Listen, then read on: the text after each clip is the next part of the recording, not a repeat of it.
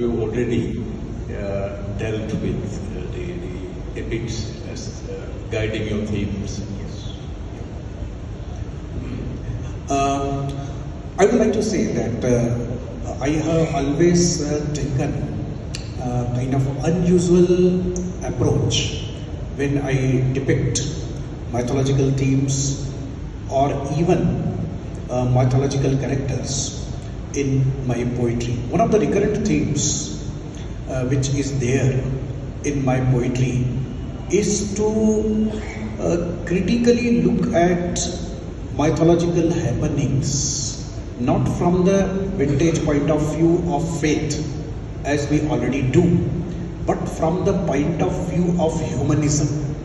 For example, if you are aware of the story of Ahilya, right, and why Ahilya was cursed by her husband, all of us know she was not at fault. So in one of my couplets of my Sindhi poetry, and I have translated my poetry, I have translated 5 Sahitya Akademi Awarded writers' poetry. I would like to, Tamaji, speak a bit about the translation in the end. But in my couplet, what I say, that I am a woman, I am afraid of all the gods. If they come at night, I may be turned into the stone. Indra, God Indra came with the lustful desires to Ahilya. She did not recognize him at the time, right? And when her husband returned, he cursed her. So I say, I am afraid of the gods when they visit me.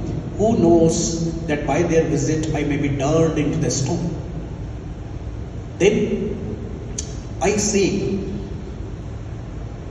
I always, again, I speak in the garb of woman and sometimes in my poetry. Then I say, I pray, O Lord, give me a brother like Ravana who is ready to sacrifice his kingdom to seek justice for her sister.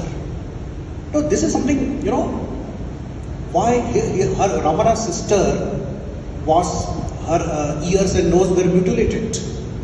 And every sensible brother is justified to take out the revenge. So I pray God to give me brother like Ravana. So I'm not simply trying to portray mythology as it is, but I try to deconstruct it. And when you deconstruct it, you come to the subterranean currents which are there, but unfortunately we deliberately choose not to look at them. They are very much there. But when you because being a writer, mythology is not something for me for the devotion. Mythology for me is a cultural text. It is a literary text. So as a writer, entire mythology comes to me as a literature, as a culture. And I believe that especially poet, because when you write a fiction, then you need to go outside. Poetry is a journey inside. It is imaginative, it is emotional, and it is dangerous journey. The act of writing poetry is the act of self-immolation also. And therefore, when I self-immolate myself, I am not afraid of anything.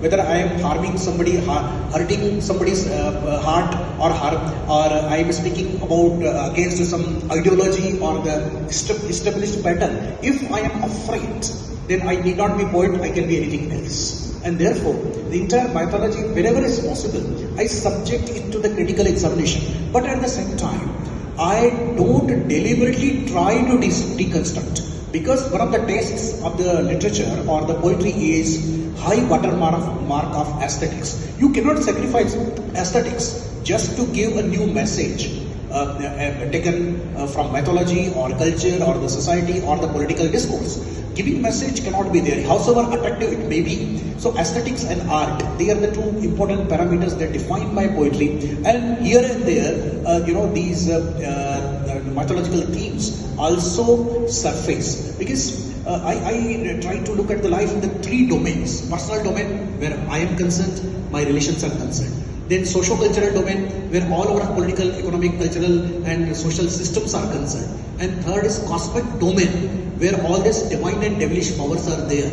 As a poet, if I find any crack in any of these 3 systems, I simply take up my pen and portray the hidden agony or the pain of that crack which is there in the system.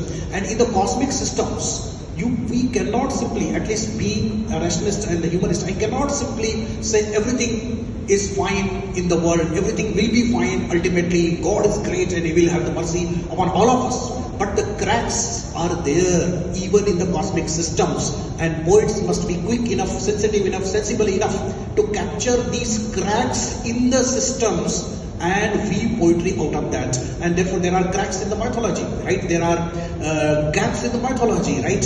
And these are the gaps of the human logic. They need to be redefined, they need to be reinterpreted poetically, of course, because I'm a poet. I am not a social reformer, I'm a poet. And therefore, as in a poetic sense, I try to onslaught, I try to attack sometimes the characters from mythology or the themes from mythology. I try to define, redefine, right? So that I can come to something which is not being captured earlier. I don't know how it makes sense, but that's how I look at it. Makes sense. See, this question is